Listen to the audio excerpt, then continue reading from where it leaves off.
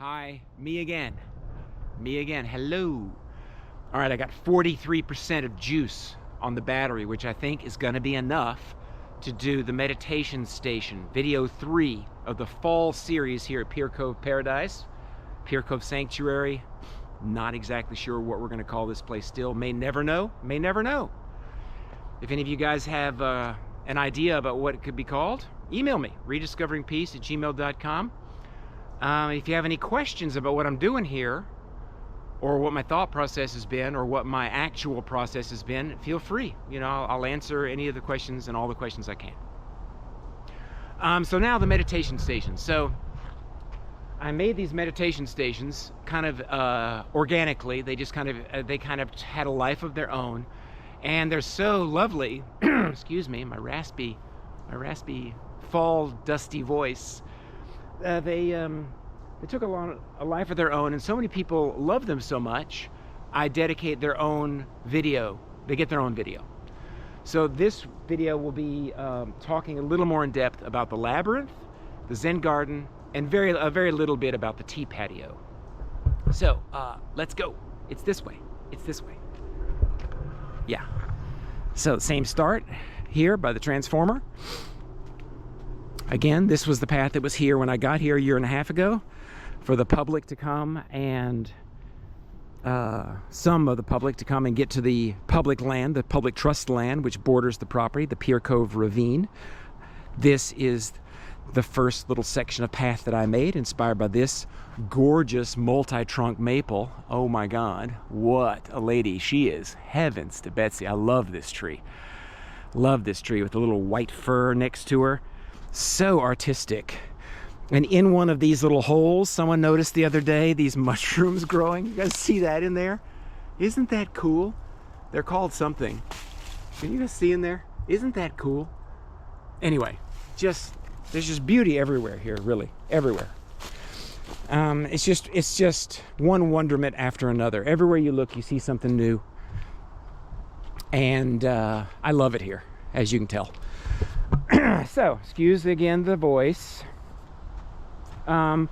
This labyrinth is over a year old. I finished it on August 30th, 2024. It took 10 half days of hand labor to make.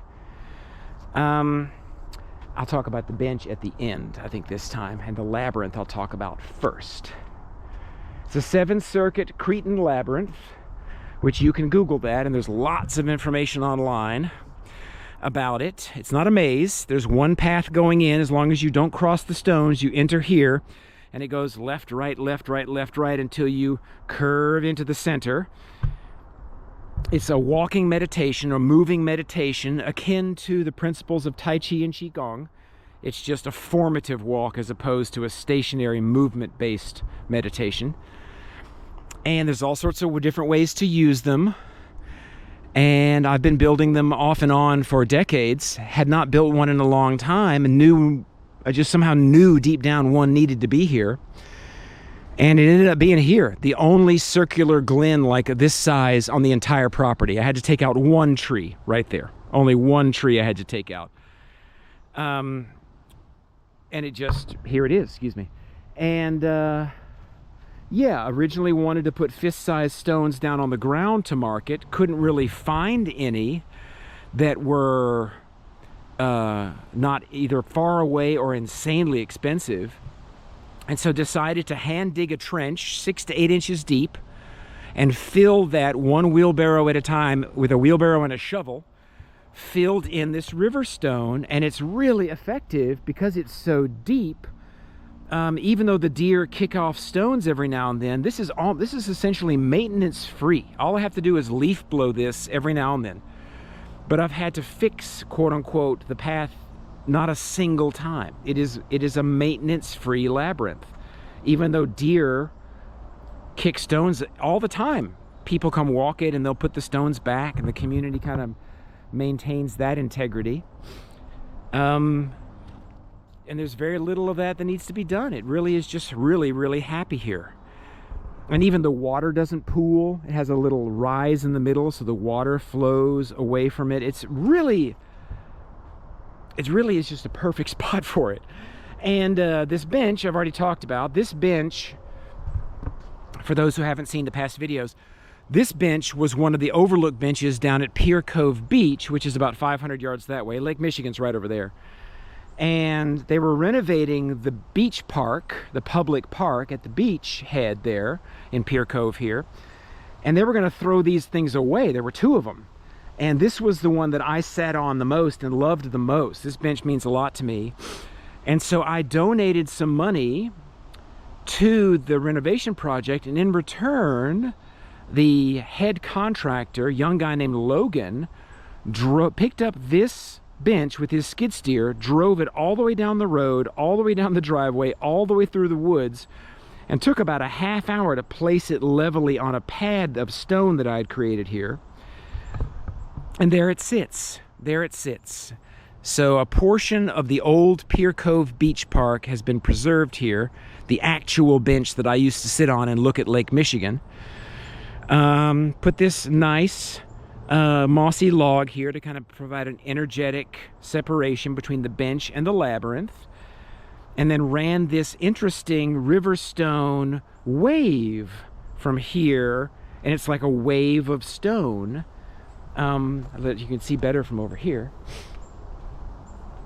And in the last video 2.5 months ago, I had not finished putting the stone on the back end of the wave, so it is now finished.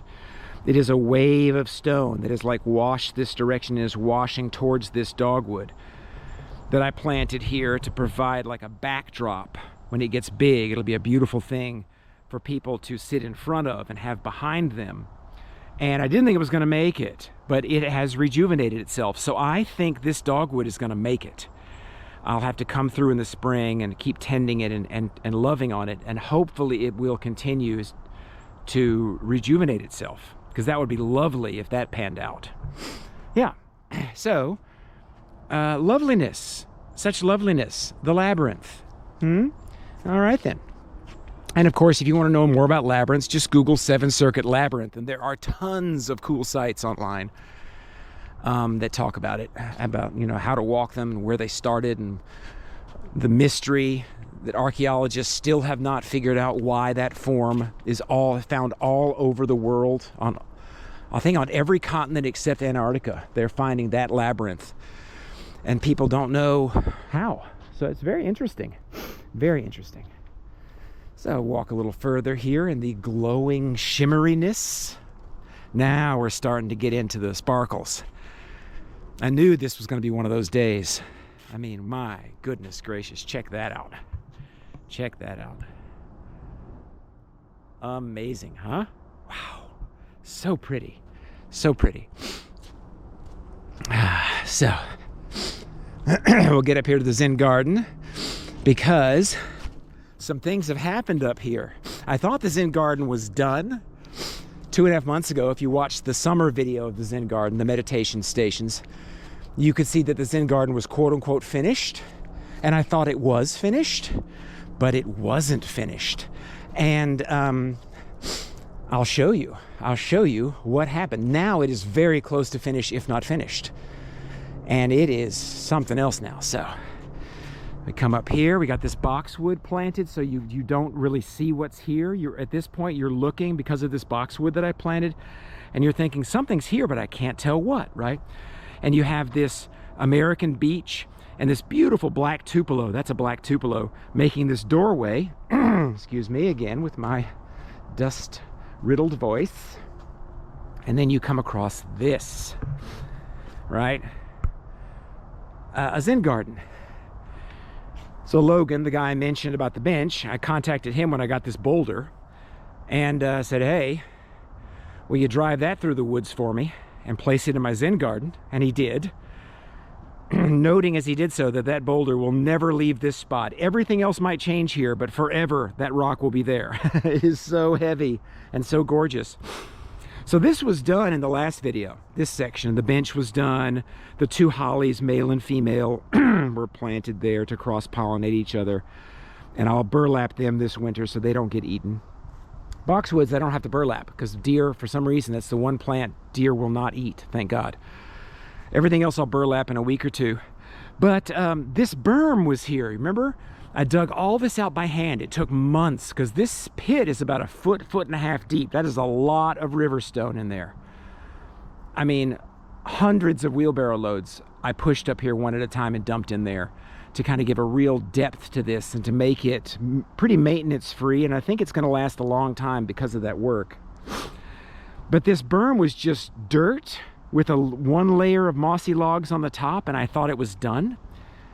But the sand kept melting down and making the path angular, and so I needed the sand from this pit in this berm to be stabilized. So I bought these 30-pound boulders, mini boulders.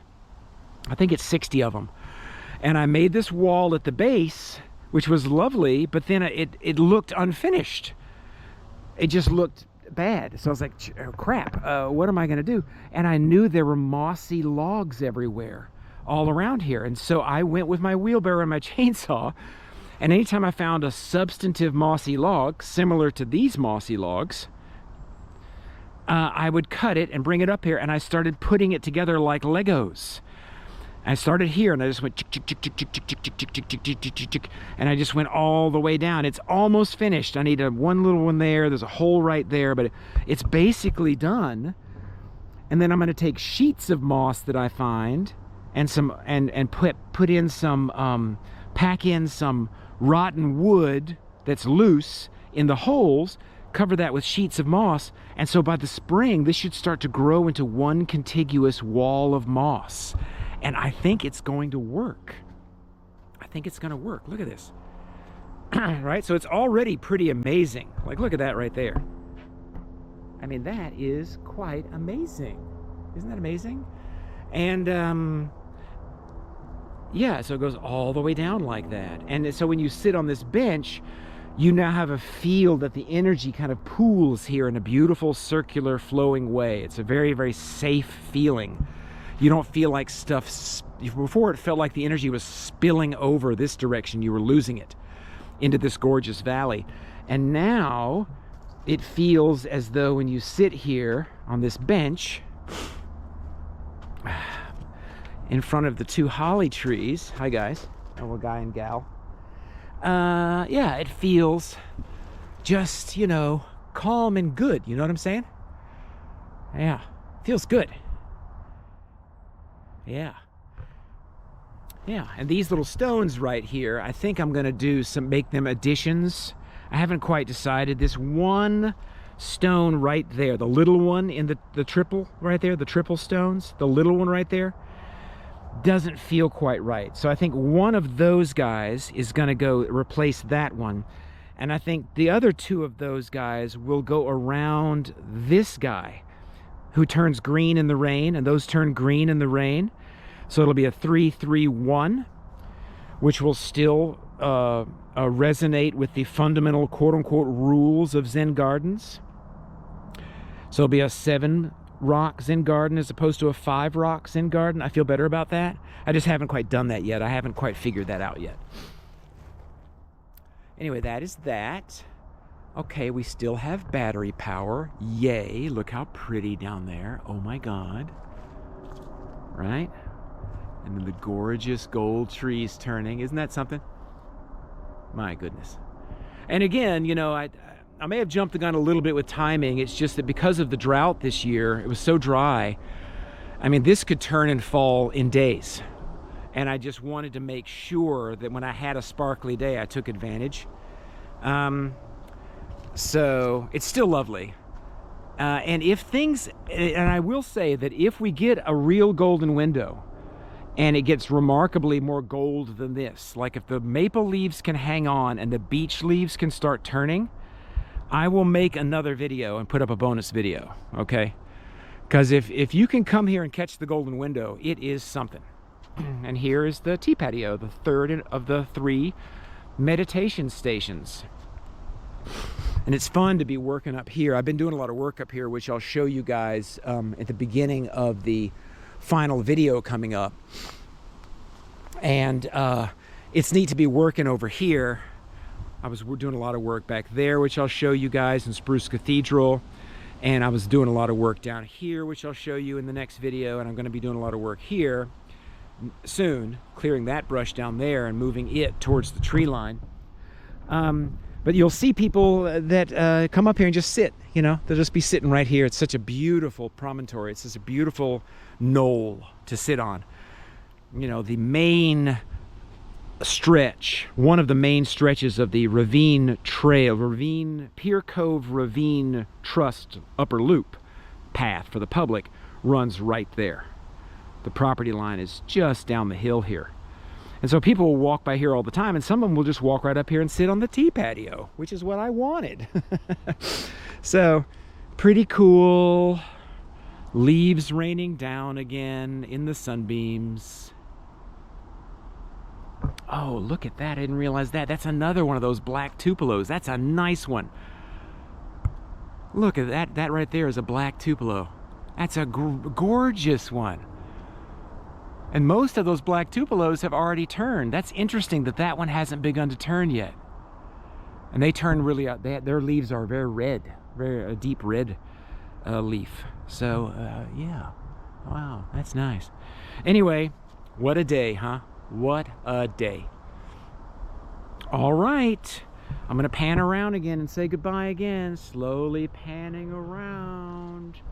And there I am, and there you are, and hello. So, that was the third video of the 4 videos. That was the meditation stations video here on October 26, 2025. And that's it. I'm going to go now and change the battery on the camera and then do the big loop, the Tranquility Loop, which it has, oh my God, there's been a lot done. It's very exciting how that's shaping up. Very exciting. And that'll be a long video. That'll be the longest one to date for sure. Yeah, so that's it. Hopefully you enjoyed that. I enjoyed making it. Thanks for coming along. Hope you guys know peace in these less than peaceful times. And, you know, get out there and try to do something kind today for someone in need, because you know you don't have to look hard these days to find someone who needs some kindness. In every community there's somebody. And, you know, let's all get out there today and do something for somebody to help make this a more peaceful place. And if you see anybody from the government doing something they shouldn't be doing, you know, don't be violent about it, but let's consider having the courage to stand between those governmental agents and who they're trying to harass, very calmly. Especially if we have the privilege of having less melatonin in our skin and being therefore much less likely of being harassed or arrested. All right? Just consider that. For the next several years, I think that's going to be needed. And if all of us step up, if we can come together, we can run the show, we can fix this. But we have to all do our part on a daily basis now. So consider that. That's an offer. I'm trying to do my part here, and I know I can always do better, and I'm trying to do better every day. But if we all do our part, I think we can turn the tide on this one. I think we can show the powers that be that they don't have the real power. You know what I'm saying? We can turn this good again, for whatever that's worth. Okay, peace out. Love you guys. See you soon for the big walk for the Tranquility Loop. Okay, bye-bye.